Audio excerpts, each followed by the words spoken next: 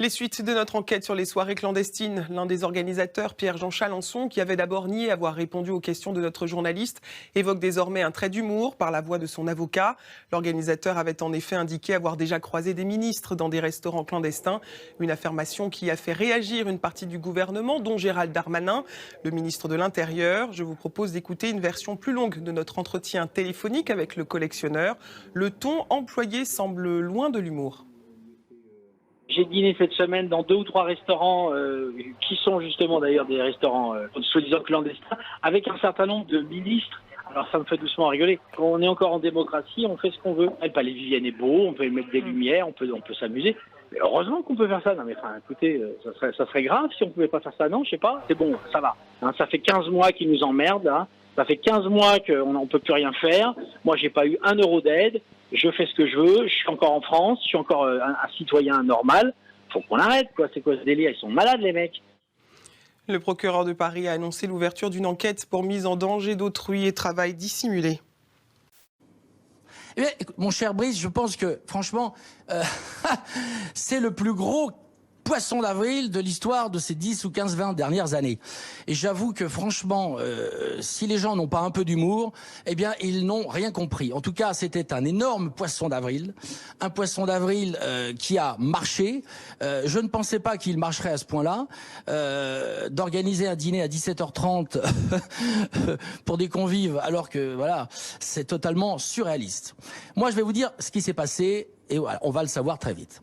Vous savez que je suis spécialiste de Napoléon Ier, que ça fait maintenant plus de 30 ans, 40 ans que je collectionne, que je me bats pour conserver le patrimoine, et que depuis quelques semaines, quelques mois, ma collection est rentrée d'une exposition en Chine, où elle est restée plus longtemps à cause du Covid, et que cette année, nous allons fêter le bicentenaire de la mort de Napoléon Ier, le 5 mai, dans quelques jours, dans un mois, un peu plus d'un mois, nous allons fêter le bicentenaire de la mort de Napoléon. Je suis spécialiste de Napoléon, j'ai exposé, je fais des conférences dans le monde entier, j'ai su de référence au niveau de la culture, du patrimoine. Et j'ai décidé cette année d'organiser des événements au Palais Vivienne et ailleurs sur Napoléon. Et donc, suite à la pandémie, eh bien, tout a été arrêté. Et donc, j'avais décidé avec mon équipe, eh bien, de célébrer Napoléon. Et comme on doit célébrer Napoléon, je voulais organiser au Palais Vivienne. D'ailleurs, j'ai fait un lancement au Palais il y a 2 mois, avec la presse, ça a aidé d'ailleurs dans la presse, organiser des déjeuners ou des dîners napoléoniens et des visites au Palais Vivienne, et que ce que je faisais jusqu'à au début de la pandémie. Et donc nous avons mis en place avec des brochures, avec un certain nombre de photographes. D'ailleurs, j'ai fait un certain nombre d'articles concernant ce bicentenaire. Et donc, comme j'espère, puisque je suis comme vous, je suis les directives du gouvernement, une réouverture assez prochaine, en mai, que le bicentenaire c'est en 5 mai, eh bien nous avons anticipé et nous sommes en train d'organiser pour des entreprises, des particuliers, car j'ai énormément de demandes, tous les jours des gens qui me demandent de venir visiter le Palais Vivienne.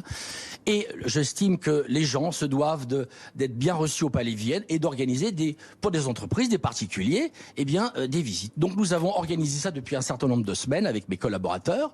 Et la semaine dernière, c'était une sorte d'émission zéro, de soirée zéro. C'est pas une soirée, mais enfin, nous avons mis en exergue quelques tables et nous avons invité quelques personnes pour leur faire visiter. J'ai fait une conférence qui a duré 45 minutes sur le Palais Vivienne. Il y avait effectivement 8 ou 10 personnes qui sont arrivées sur l'ensemble de la soirée, peut-être une douzaine. Et ils sont partis très tôt. Voilà. Et nous avons organisé pour justement la semaine prochaine et les semaines d'après un certain nombre de reportages pour des grands magazines pour justement montrer les objets du Palais Vivienne et l'atout du Palais Vivienne. Après, après j'ai été piégé par une chaîne de télévision, enfin une rédaction, parce que j'apprécie beaucoup M6, donc je ne mets pas M6 dans le lot, mais j'avoue que j'ai une violation de domicile, on m'appelle, on me harcèle de je ne sais combien de coups de téléphone, je rappelle, on enregistre ma conversation, et là j'étais excédé parce que ça faisait toute l'après-midi qu'on m'avait harcelé au téléphone.